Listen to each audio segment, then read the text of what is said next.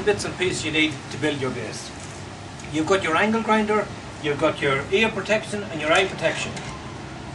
You've got your tape and your trowel, and this is your measuring gauge.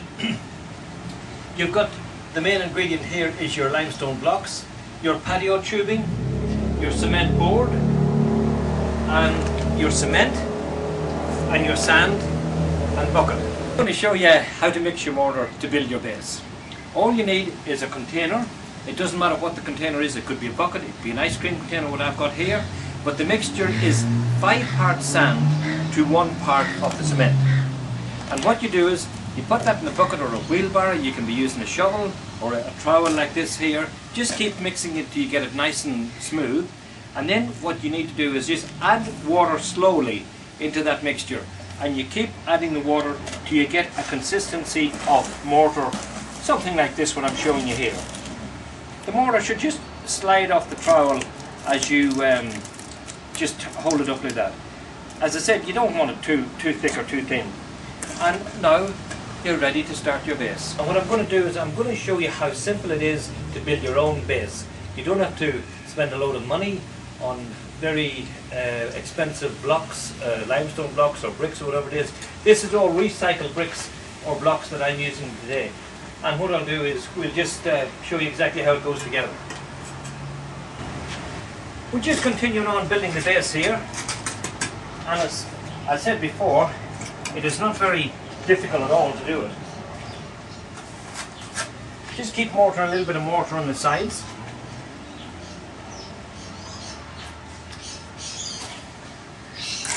And that's how easy it is.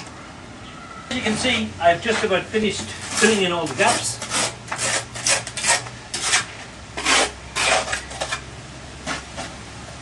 And like I said before, this is only strengthening up the actual bricks. This is the inside of the oven, and you will not see it when it's all finished anyhow. But what we will do is, once we just get this done, we will go to the outside and more or less do the same procedure, and you can see exactly what's happening. So that's just about it done. As you can see, we're just continuing on building the blocks here.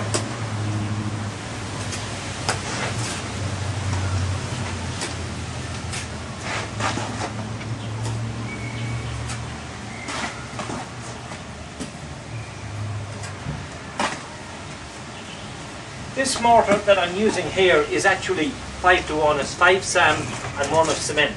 I'm using a cream cement.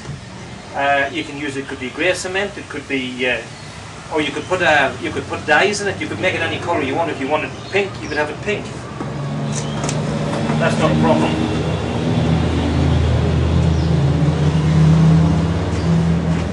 And every block I put up, I put a little bit of mortar in between it. Gives it that little bit more strength, a bit more bonding.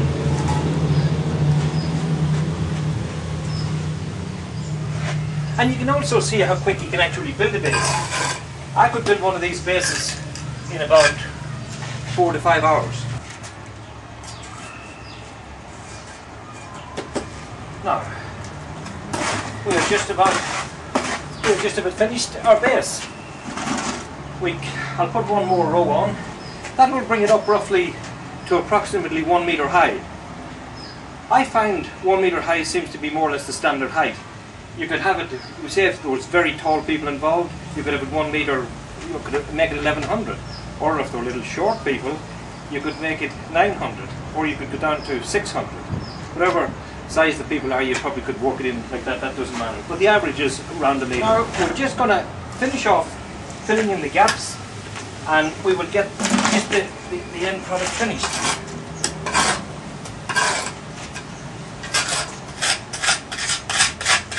If you want to have this as a finished product without rendering it, you can do so. All you will do is just clean up the joints.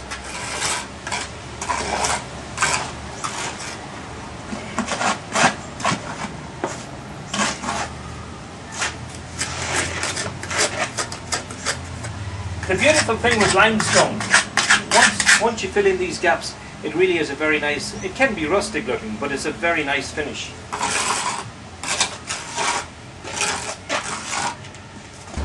Well, as you can see, we have our completed product.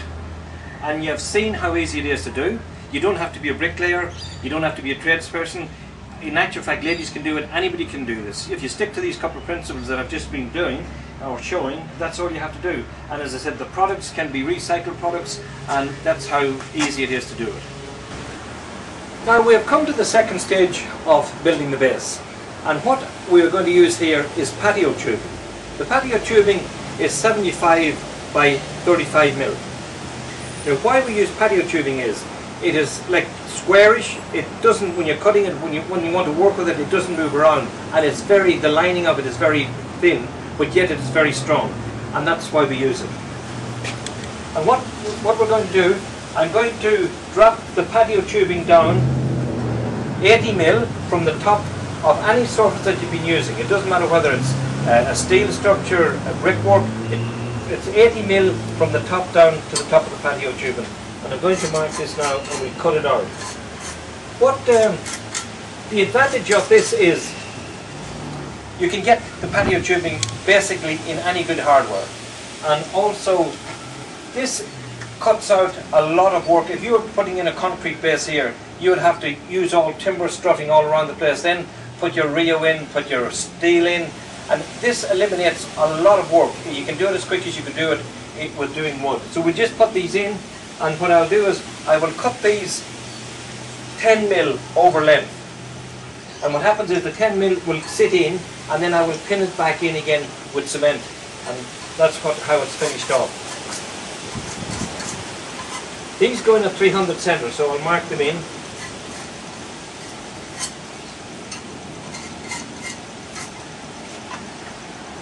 The tubing, that's the actual patio tubing, comes in lengths like that. Now I'm going to show you how to cut in the patio tubing into the wall. You need an angle grinder. If you haven't got one, this is something you may have to purchase to do this job. Any of the 9-inch angle grinders, or even the smaller ones, the 6-inch is quite fine to do this job. You need a concrete blade in it.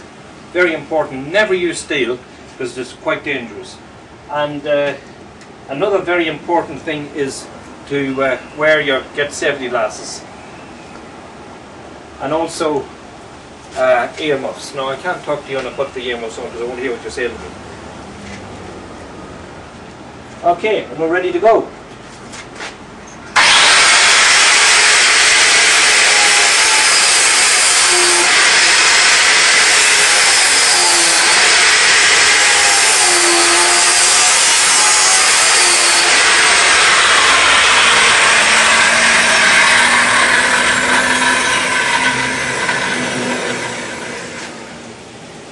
I'm only going to cut the one and show you, and I'm going to chip it out, and I'm going to show you exactly how it sits in, because as you can see it's quite a dusty job.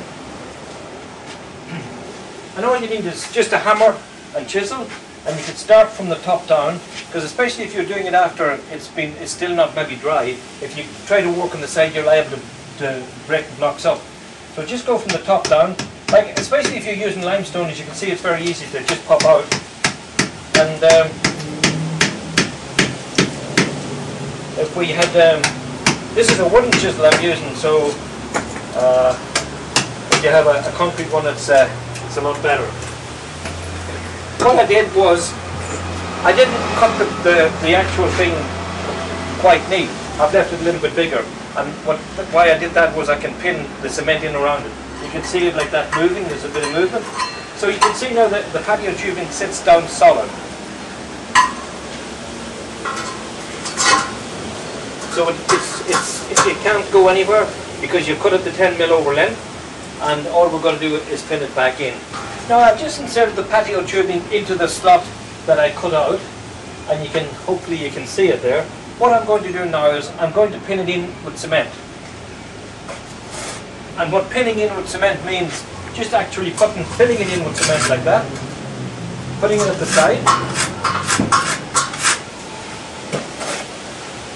And on the other side, you can put quite a bit of cement there. It doesn't matter how much cement you put, so you don't have to worry about how. You can put an inch of cement there if you want.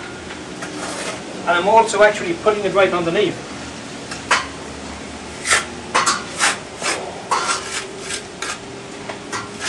and then just keep it straight, that there's no cement there, because your cement board that we'll be putting on in a minute is going to be sitting on that.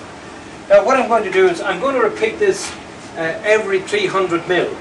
So I'll cut this out. I'm not going to do it now because it's so dusty. I'll cut it out at every 300 mil centres, and then we will be putting the villa board, which is normal cement board, which you can get at any good hardware as well, and I'll just plonk that in on top tomorrow when this has gone hard. And now this is the final stage. I have actually cut one sheet of cement board and I have dropped it in, and it doesn't have to be cut very accurately, because what we do, we use two sheets, two 6mm villa board sheets, that's cement board. And what I'll do now is, for the second sheet, I'll just drop it in on the top. You can use all the offcuts that you have. I always buy the sheets in 2.4 by 1.2, and there's always the bits which is the offcuts. That's for most bases that you would be building.